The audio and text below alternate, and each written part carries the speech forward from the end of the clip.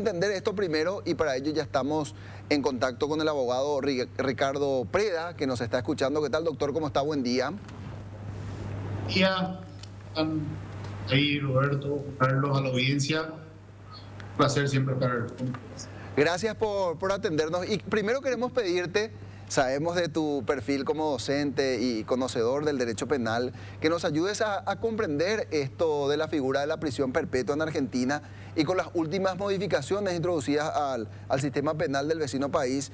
¿Es así como se dice que esta gente, estos jóvenes, no tendrán la posibilidad, doctor, de solicitar una libertad condicional cumplido esos 35 años de pena efectiva? Bueno, a fuerza de ser sincero, Roberto, yo no conozco a detalle la legislación de otro país, en particular de Argentina.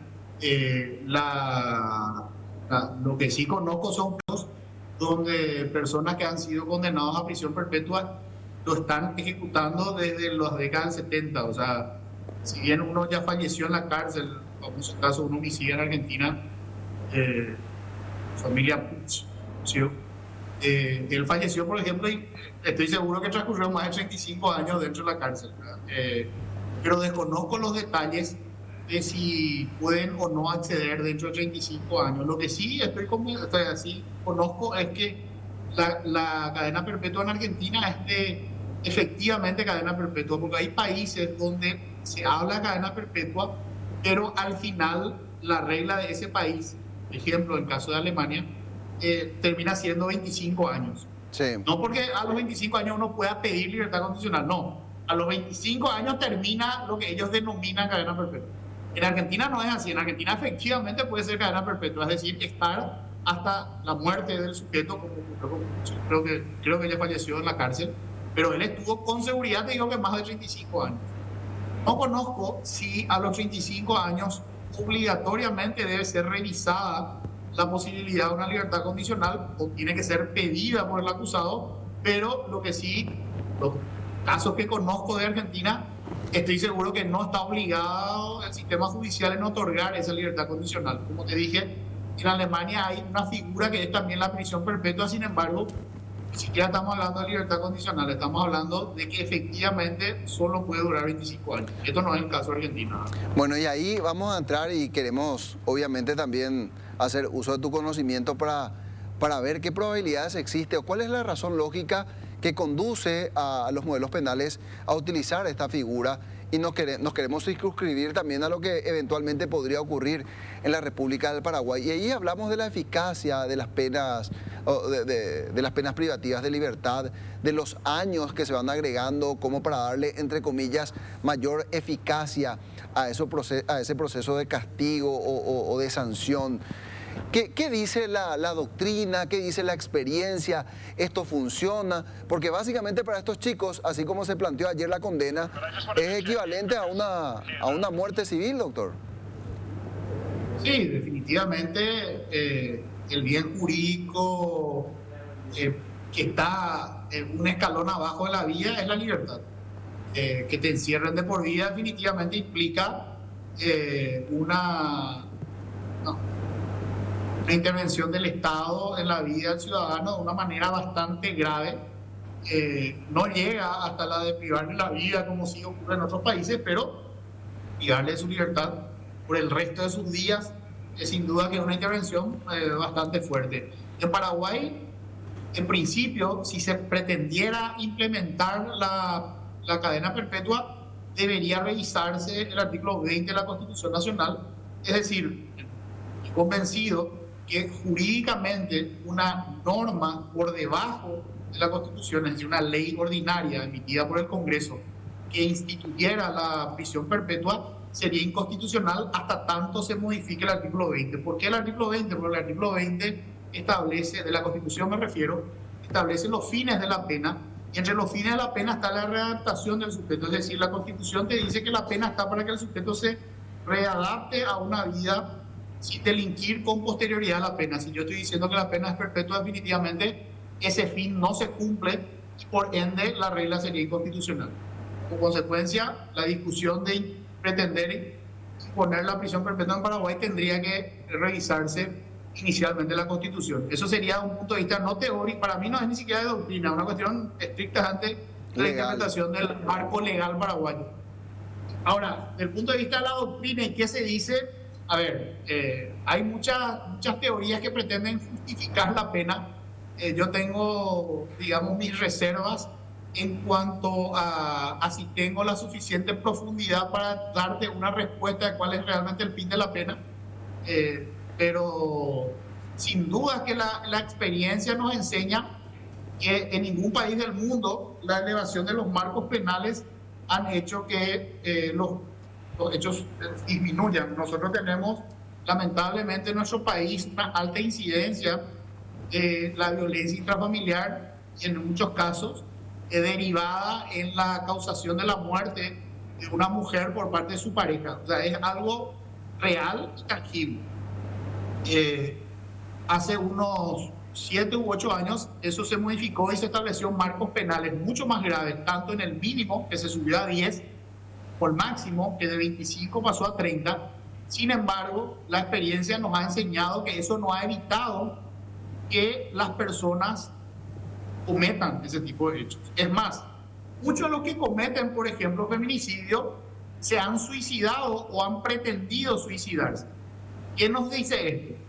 Imagínense que si no les importa luego su vida, ¿qué les parece que le va a importar una amenaza de pena privativa de libertad de 10, 20, 30 o 40? Así que, aclaro, es sumamente grave la causación de la muerte de un sujeto y merece toda la severidad que se pueda. Pero lo que no podemos hacerle creer a la población es que subiendo las penas se van a reducir la cantidad de delitos, porque las penas solamente persuaden a unos pocos, a otros no les persuade la pena. Entonces se tiene que buscar otras herramientas, y la principal, y la que no se ve a corto plazo, y por eso seguramente los políticos difícilmente apuesten a ella, son cuestiones de educación, que obviamente yo no lo puedo ver en 4 o 5 años, sino lo tengo que ver en toda una generación. Es decir, yo comienzo ahora con los niños de 5 años y dentro de 20 años voy a decir, fíjense que le comenzamos a enseñar ciertas reglas de urbanidad y de trato a los demás, y en particular a las mujeres, a los niños varones, y dentro de 20 años podemos decir, se redujeron los casos de violencia intrafamiliar. A nadie le interesa en esos países. Subimos a 30 años y ahí vamos a solucionar el problema. Y lamentablemente, ese tipo de soluciones, claro, yo no estoy diciendo que las penas deben ser más leves, lo que estoy diciendo es, nos hacen creer que subir las penas van a hacer disminuir los delitos. Entonces, se deja de atender otras herramientas que serían más útiles. Tal vez no de manera inmediata, la pena tampoco resuelve nada de manera inmediata, pero sí pueden ser más efectivas. No va a eliminar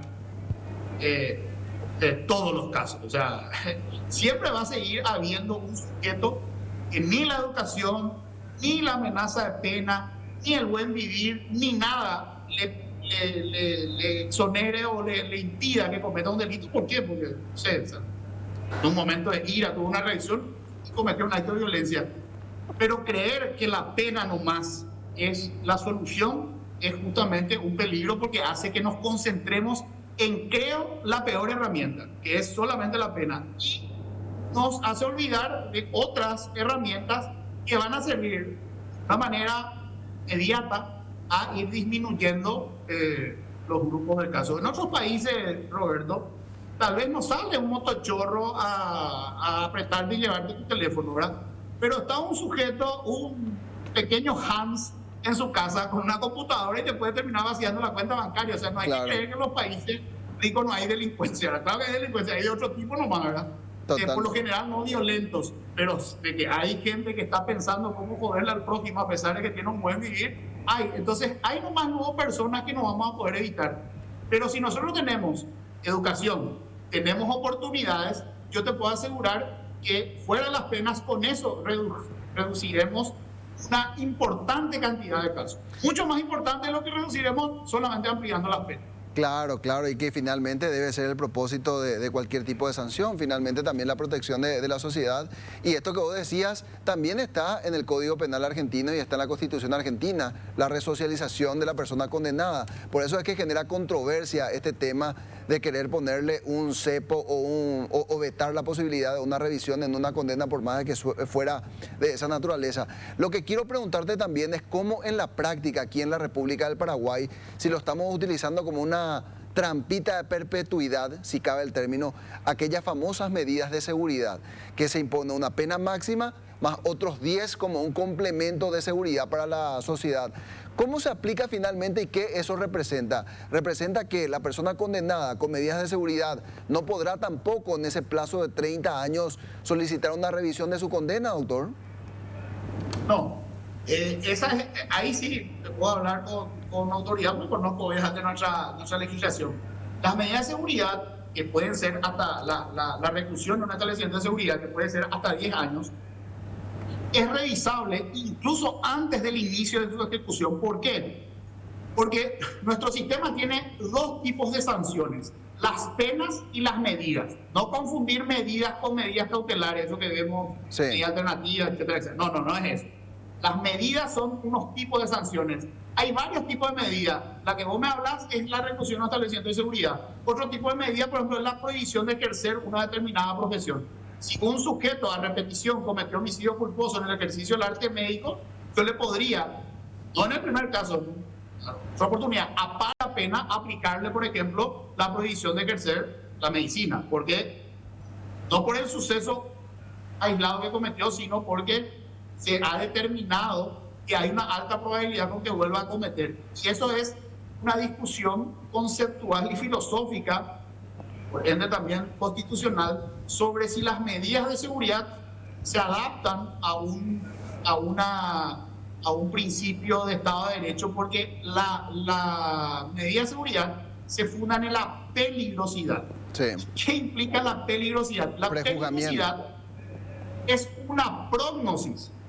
Es decir, cuando yo le condeno a alguien a una pena, yo estoy diciendo: Ricardo mató en estas circunstancias y por eso se merece 30. Sin embargo, la medida es: Ricardo podría volver a matar, por eso le aplico 10 más. Entonces, a ver, la pena se funda en un hecho ocurrido irreprochable, probado, y la medida de seguridad se funda en una probabilidad, en una prognosis. Entonces, como yo suelo decir en mis clases, lamentablemente no se inventó todavía el peligrosómetro, ¿verdad? O sea, yo no puedo poner una varita y decir, Ricardo es peligroso que vuelva a cometer un hecho. Pero el legislador sabio lo que hizo fue establecer unos contrapesos. Y eso establece, por ejemplo, el Código Penal, que la medida de seguridad es revisable en cualquier momento. ¿Y cuál es el fundamento de la medida de seguridad? Primero, que haya al menos un hecho antijurídico, pero también, además de eso, que el sujeto haya una alta probabilidad que vuelva a cometer ese hecho. ¿Qué pasa? A un sujeto que le aplicaron 30 años de pena privativa de libertad y de 10 años de medida de seguridad, en puridad en nuestro sistema, a los 20 años, que es 2/3 de la pena, sí, él puede pedir libertad condicional. Y si cumple los requisitos de la libertad condicional, automáticamente es incompatible con el fundamento hace 20 años de por qué le aplicaron la medida de seguridad. Por lo tanto, la medida de seguridad ya no se ejecuta. Ah, mira, qué interesante eso, porque en realidad pareciera ser como que hubo una mala concepción de ese fundamento y se tomaba como una suerte de perpetuidad. Bien hecha entonces la aclaración. En realidad, entonces... No, en cualquier caso en Paraguay, Roberto, a los 20 años, un sujeto, obviamente, si tiene buen comportamiento, etcétera, etcétera, y se le hacen, así como se hace un estudio de peligrosidad para aplicar la medida, para aplicar la libertad condicional, se establece un estudio de no peligrosidad. Si se establece una estudio de no peligrosidad a los 20 años, el sujeto puede salir en libertad condicional. Y tenemos casos, ¿verdad? O sea, no te quiero decir ninguno en particular, pero hay casos, solo que todavía nomás no se cumplieron esos tiempos. Sí, sí, sí. Seguramente en un par de años más, yo creo que algún caso conocido de hace unos años puede estar llegando a los 20 y ya vamos a ver. Claro, sí. lo voy a mencionar yo, doctor. Tenemos el caso de Trote, tenemos el caso de Bruno Marabel, todavía falta mucho. Quizá Trote sea el que esté más cerca. El de Trote yo creo que falta un poco menos, ¿eh? O sea, el de Trote falta menos, sí. Pueden haber algunos casos de secuestro también, ¿verdad? Sí, Claro que en los casos de secuestro generalmente lo que cometen desde la cárcel siguen anunciando lo que van a hacer, entonces, pero no es porque la ley lo prohíba, sino porque la circunstancia particular del sujeto hace que es. O sea, no, obviamente no clasifican para la libertad condicional por su comportamiento, ¿verdad? Pero no porque la ley diga que no se puede dar la libertad condicional. perfecto, doctor. Muchísimas gracias por tu tiempo y estas aclaraciones. Queríamos No, a la anticiparnos. Muchas gracias, que tenga un buen día. Dale, saludos. Anticiparnos, decíamos, eventualmente a cualquier planteamiento que pueda surgir, como decía también el doctor Ricardo Preda, entre paréntesis, de algún legislador sabio que tenga la ocurrencia de querer implementar. Esto existe, para aclarar nada más, una barrera de carácter constitucional, nos decía el doctor Ricardo Preda.